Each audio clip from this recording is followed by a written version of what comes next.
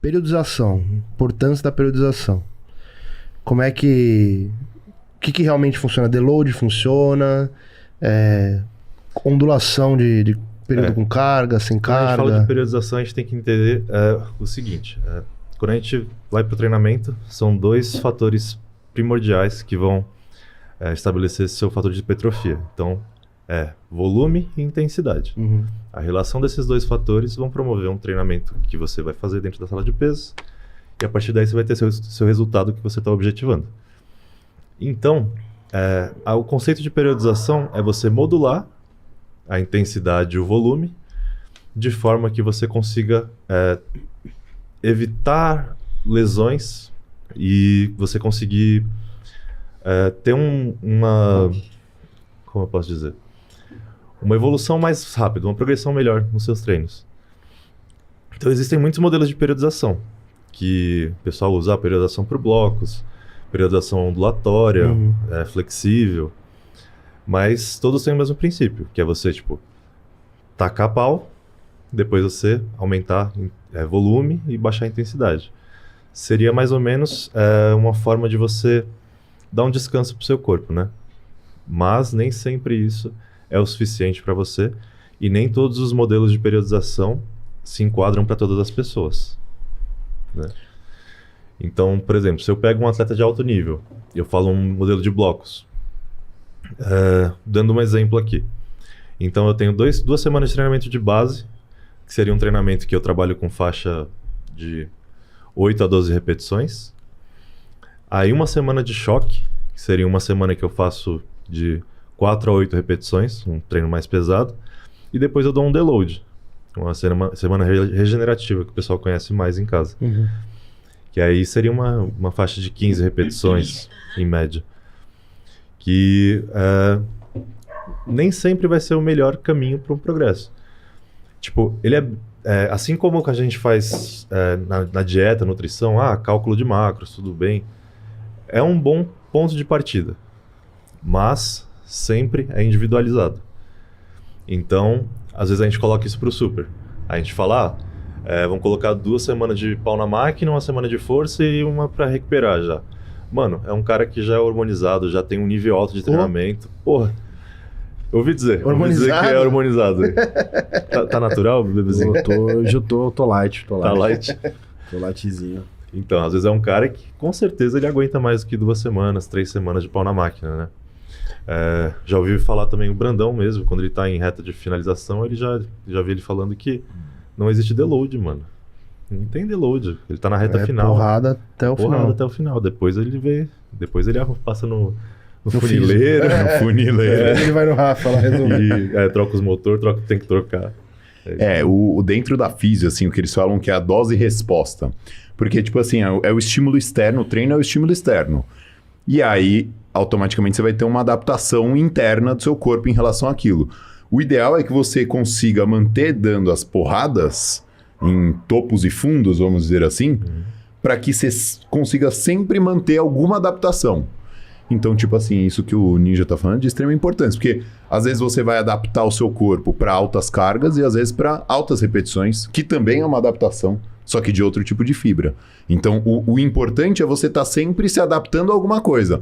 O problema é que aí é o que a galera alopra, que é o treino fofo, porque o cara treina com uma carga, entre aspas, que não...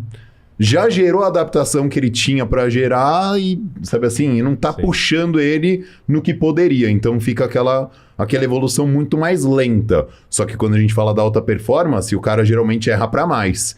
Que é quando ele quer conseguir, vamos dizer que tem um topo disso aqui para poder adaptar, ele quer adaptar sempre no limite.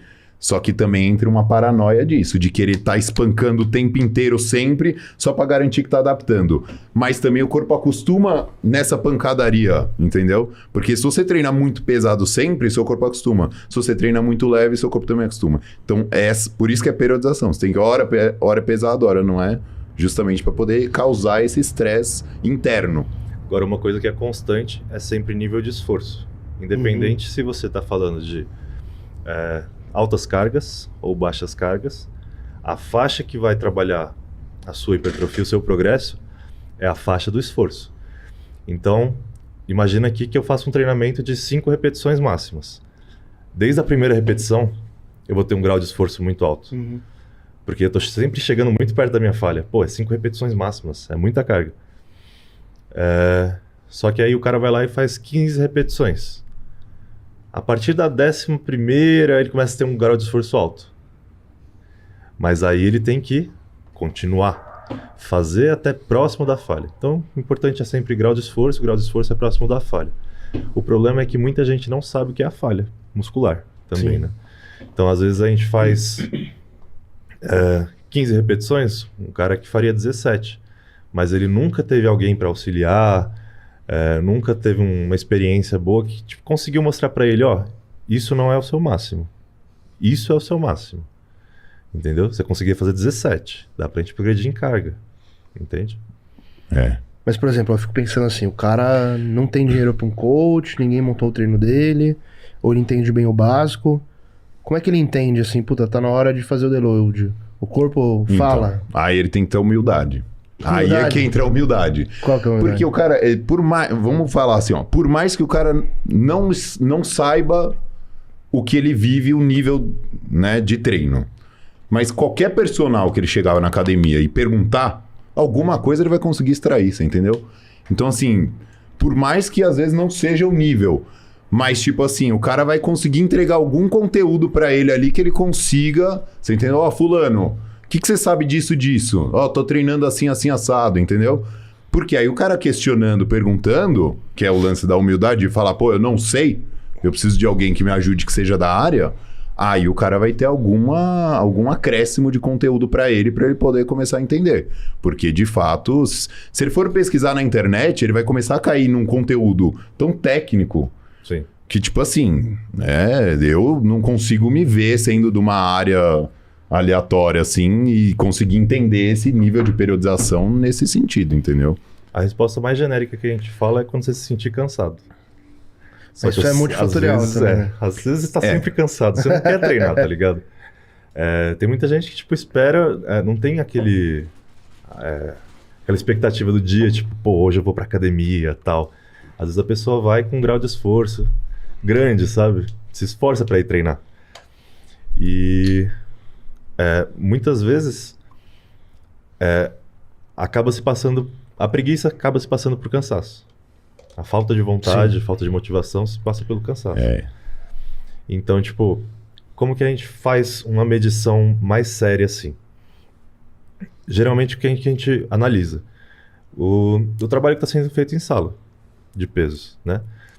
Você não consegue fazer mais progressão de carga. Você não consegue fazer progressão em número de repetições.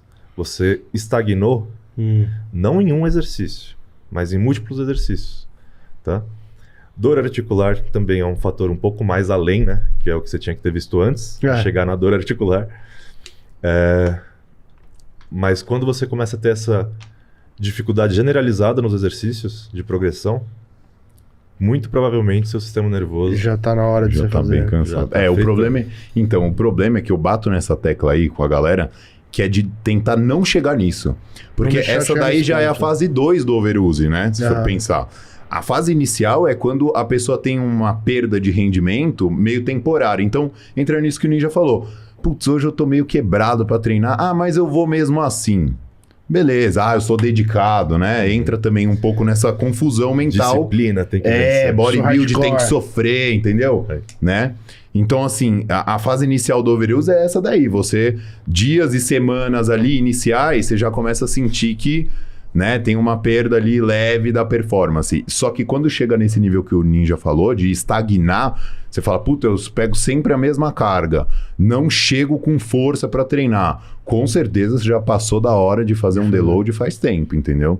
Que aí, dentro do que a gente observa, não sei você lá, e aí seria interessante você passar também pra galera, mas o que eu percebo bastante, chega uma quarta, quinta semana de treinamento espancando, já tem que começar a fazer uma semaninha, no como isso que a gente vê, por exemplo, na periodização por blocos.